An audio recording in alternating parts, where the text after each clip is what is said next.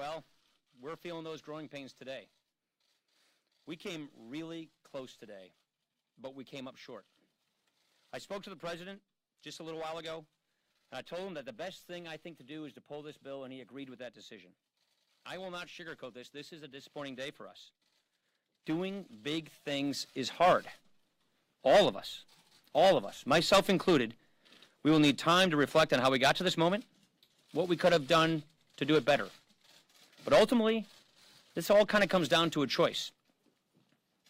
Are all of us willing to give a little to get something done? Are we willing to say yes to the good, to the very good, even if it's not the perfect? Because if we're willing to do that, we still have such an incredible opportunity in front of us. There remains so much that we can do to help improve people's lives, and we will. Because I got to tell you, that's why I'm here. And I know it's why every member of this conference is here, to make this a better country. We want American families to feel more confident in their lot in life. We want the next generation to know that, yes, the best days of this country are still ahead of us. I'm really proud of the bill that we produced.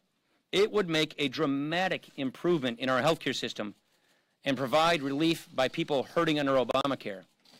And what's probably most troubling is the worst is yet to come with Obamacare. I'm also proud of the long, inclusive, member-driven process that we had.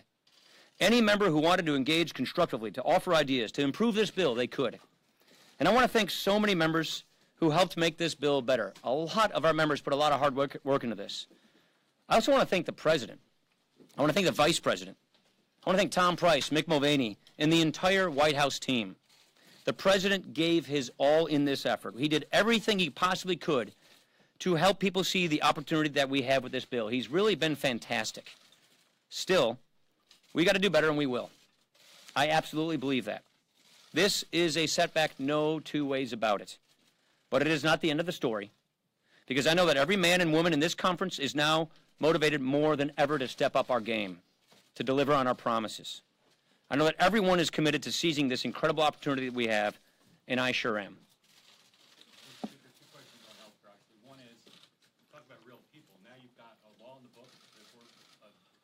That you guys don't like, the White House doesn't like, but it's going to be the law for the foreseeable future. Do you plan to try to help it along and prop it up, or do you plan to just let it wither? Yeah, this is the problem. I worry. The question is we kind of prop it along and try and prop it up. It is so fundamentally flawed. I don't know that is possible. What we're really worried about is, and you've heard me say this all along, is the coming premium increases that are coming with a death spiraling healthcare system. That is my big concern. We just didn't quite get consensus today. What we have is a member-driven process to try and get consensus. We came very close, but we did not get that consensus. That's why I thought the wise thing to do is not proceed with a vote, but to pull the bill and see what we can do. But I don't think the law, as it is fashioned or anything close to it, is really going to be able to survive. We'll see. We're going to go back and figure out what the next steps are. Yeah.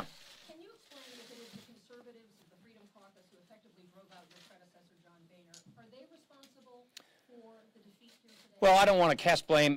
There is a block of no votes that we had that is why this didn't pass. There were a sufficient number of votes that prevented it from passing, and they didn't change their votes. We were close. Some of the members of that caucus were voting with us, but not enough were, and therefore, and I met with their chairman earlier today, and he made it clear to me that the votes weren't going to be there from their team, and that was sufficient to provide the balance to not have this bill pass.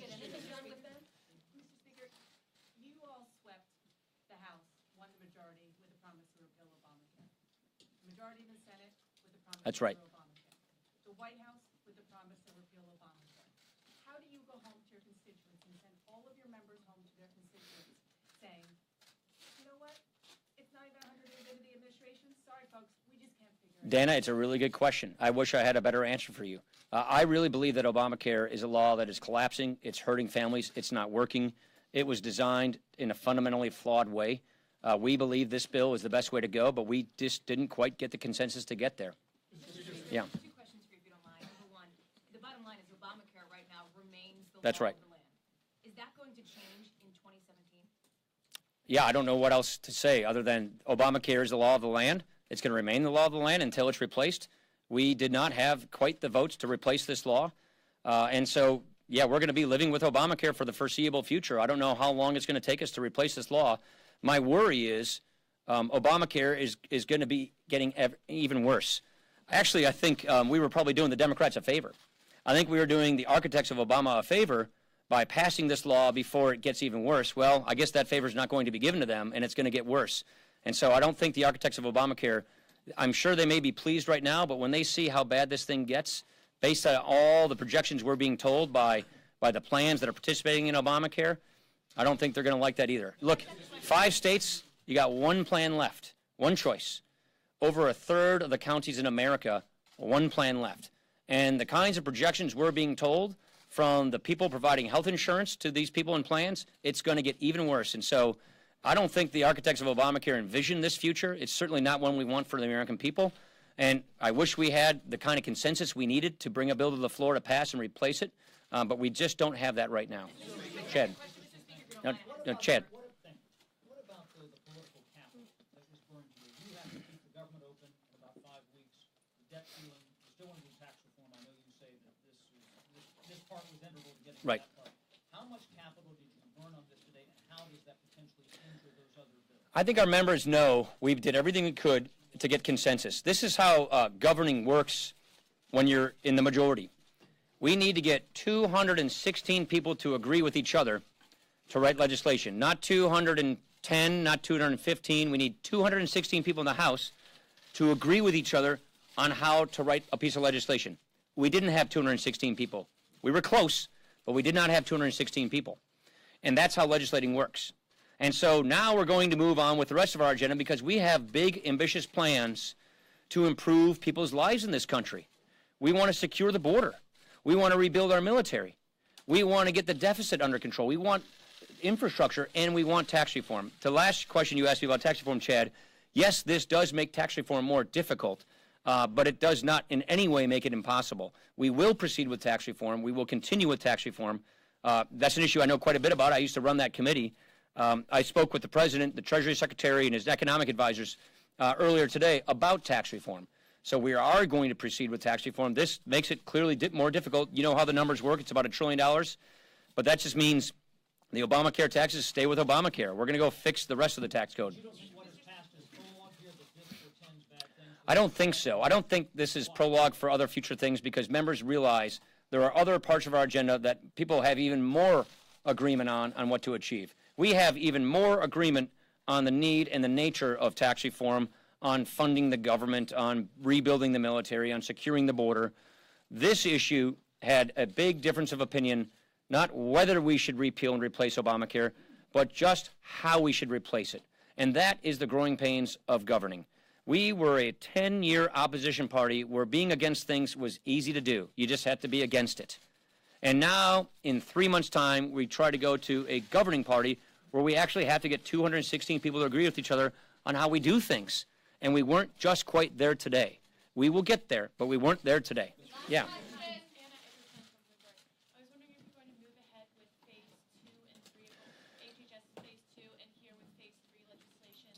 And also, if you can just talk about how the conference is feeling right now. The conference is let down. The conference is disappointed. The conference, we were on the cusp of fulfilling a promise that we made. We were on the cusp of achieving an ambition that we've all had for 7 years, and we came a little short. We were close, but not quite there. On your other issues, this bill would have made what we call phase 2 much, much better. Nevertheless, I think there are some things that the Secretary of HHS can do to try and sort of stabilize things, but really we needed this bill to make it better. For instance, risk pools. We believe the smarter way to help people with pre-existing conditions get affordable coverage while bringing down the health care costs for everybody else is through reinsurance risk or risk-sharing pools, which this bill supplied for the states. That's not now going to happen, and therefore he won't be able to deploy that policy tool that we think is better than Obamacare. So we do lose a lot of the tools we wanted to help improve people's lives and bring down health care costs in this country. Thank you very much, everybody. Appreciate it.